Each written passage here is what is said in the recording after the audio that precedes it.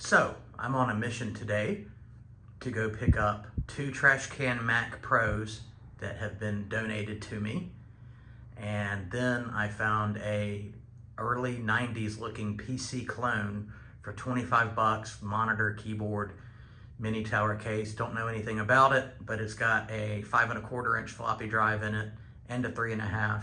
And I am critically low on high density 5¼ inch floppy drives. So I've got to meet this lady at noon. It is currently 11:19.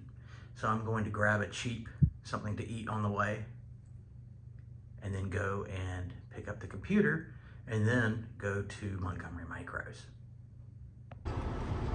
Oh, the weather outside is frightful. Spinning tires is so delightful. And since we've no place to go, peeling snow, peeling snow, peeling snow.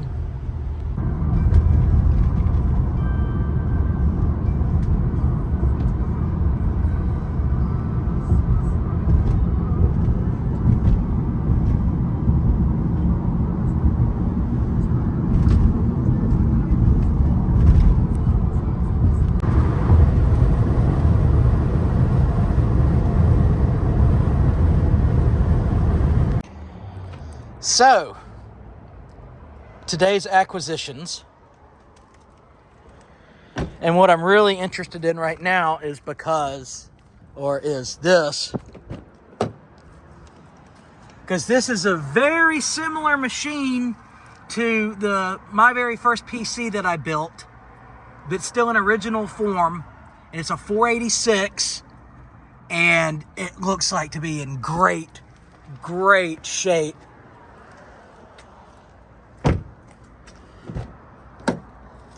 And got a mid-90s IBM keyboard, got a Macintosh keyboard, and all the stuff that came with that mid-tower computer 486. There's a modem in there, and a color 24-pin dot matrix Panasonic printer.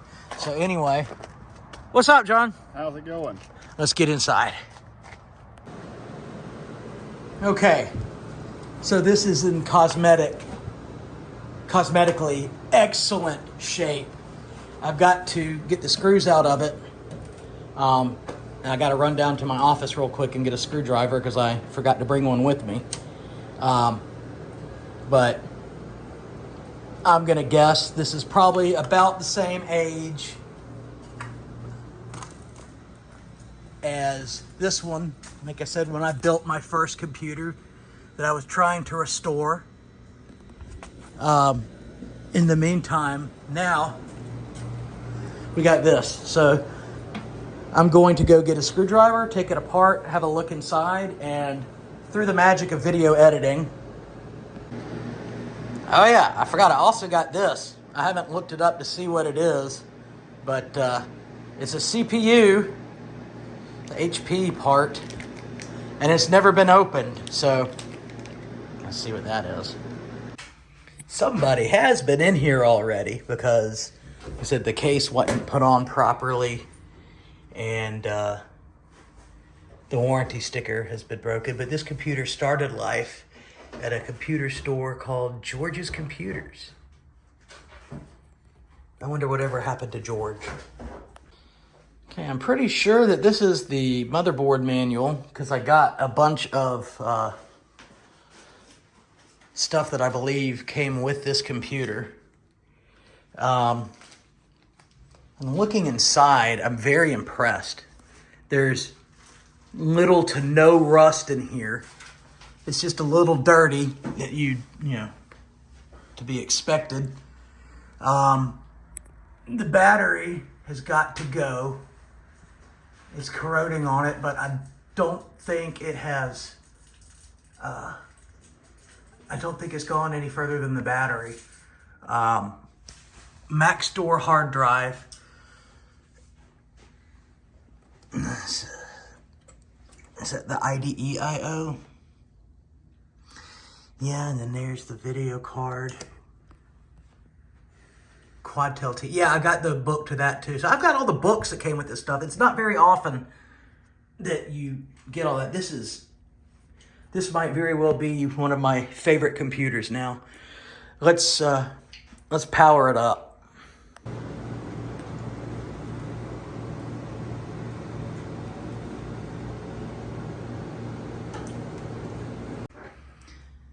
Now with this computer, it came with, I've got a box that has DOS 5 in it. So I don't know how this thing has been upgraded, if it's been upgraded. The floppy disks, or the DOS disks, are 5 1/4 inch floppy, so I'm guessing that this is going to be the A drive. And my guess is maybe Windows 3.1's on there, because I found some manuals for some old Windows Office programs. But let's just, where's the light switch to the, will you hit the lights, Sir Joseph? So there will be less of a glare. Well, it's the outside that's glaring. Let me just twist this around a little bit. All right, let's go. 16, which means this is probably a 33 megahertz. Yep, just like the first computer I built. 33 megahertz 486.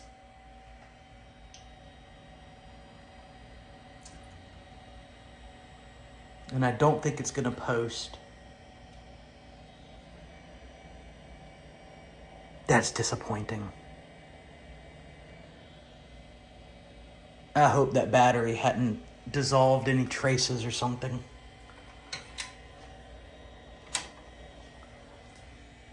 But it hadn't done a floppy seek or anything. So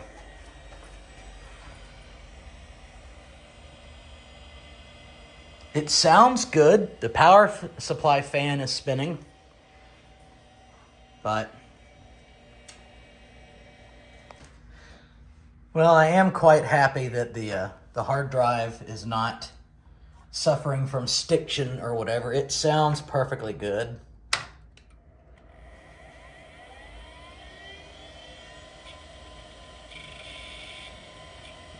That's what it's supposed to do. But I'm not getting any error codes from the PC speaker, and I hear the speaker pop when I turn it on, so it's getting power, but there's something on the motherboard is not happy, but I don't know what.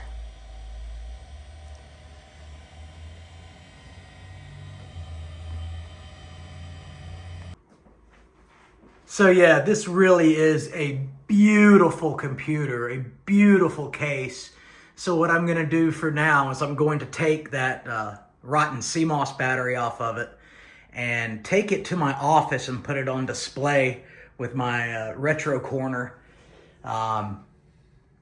until I figure out what to do with the motherboard and getting it up and running again. But this is beautiful. This ticks all the nostalgia in all the right places, and I am absolutely in love with this thing. Let's take a look at some of the other peripherals that I picked up today. So this is cool. This came with it. It's an external fax modem. I've never seen a serial cable like this before that's got, so you can hook it up to either a 9-pin or a 25-pin. I've never seen one like that before. That's cool. But this modem also has looks like voice functionality to it. So it's a Phoebe. Never heard of Phoebe. Oh, it's a 33.6. So I would imagine that this guy was added later to the computer, because when the computer was actually built, I would imagine probably 14.4 would have been what 9600 baud, or 14.4 was probably the nice de facto standard at that point. I was still on a 2400. This isn't a fake mouse, as John pointed out. It's a true mouse. Of course, it's a 9-pin serial mouse. 3-button, but no scroll wheel. I think on these, if I recall, the 3rd button was user programmable to do different functions. And of course, the AT keyboard. This is it's a BTC keyboard. It's still got the feet, or the legs, whatever you call them. It's a BTC BTC-5339SX, made in Korea.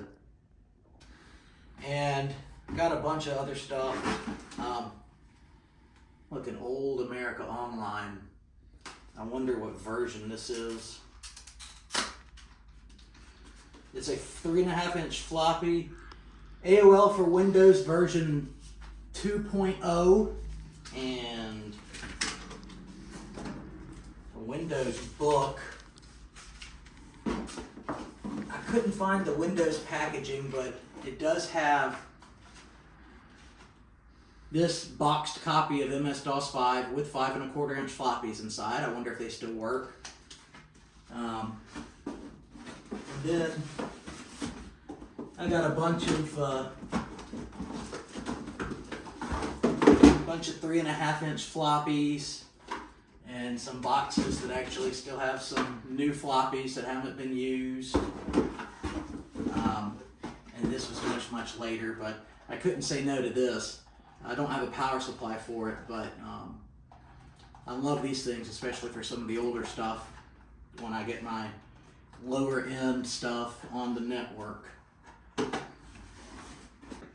this monitor is called Arcus. I can't say I've ever heard of them either. I didn't get to see what the picture looks like since the computer wouldn't, you know, boot. But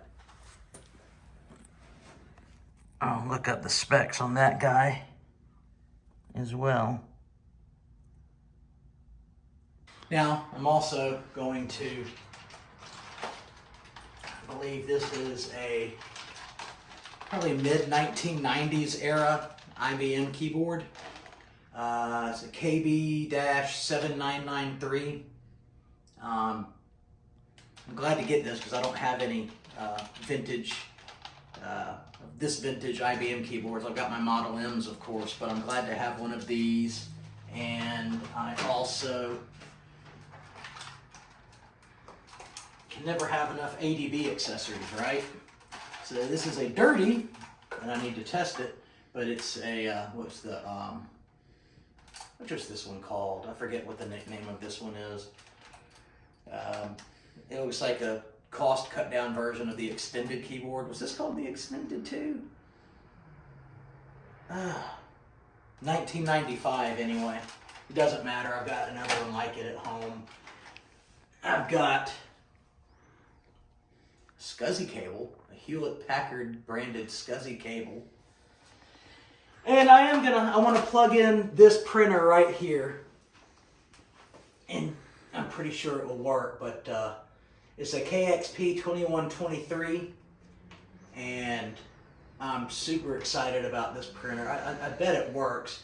RetroTech Chris tells me that it's kind of difficult to find ribbons for them, but there might be a solution for that in the works. So let's just plug this thing in and see if it'll do the burp burp test.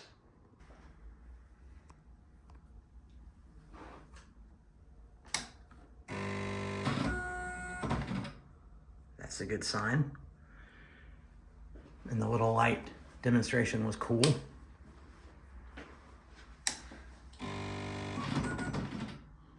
Let's see if I can do a self-test. I bet it's going to be either holding down line feed or form feed when it boots up. Let's find out. Hey, John. Give me a hand here. All right, power it up.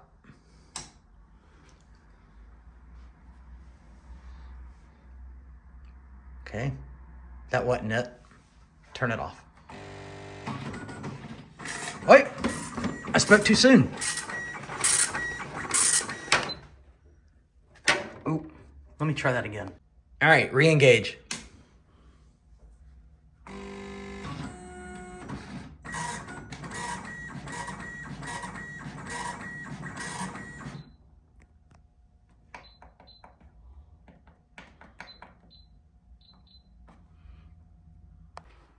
Well, it performed some kind of self-test, and there's still some ink in the ribbon.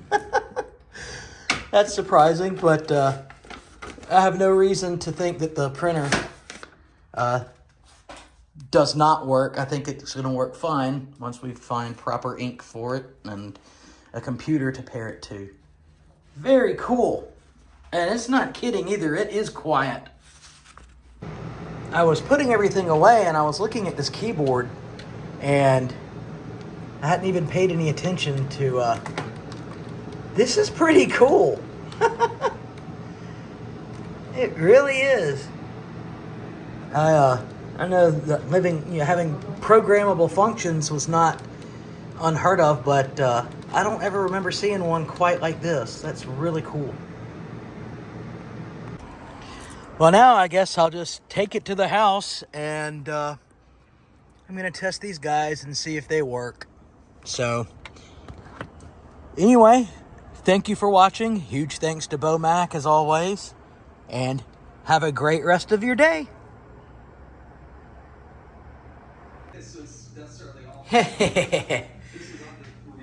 A tower of power.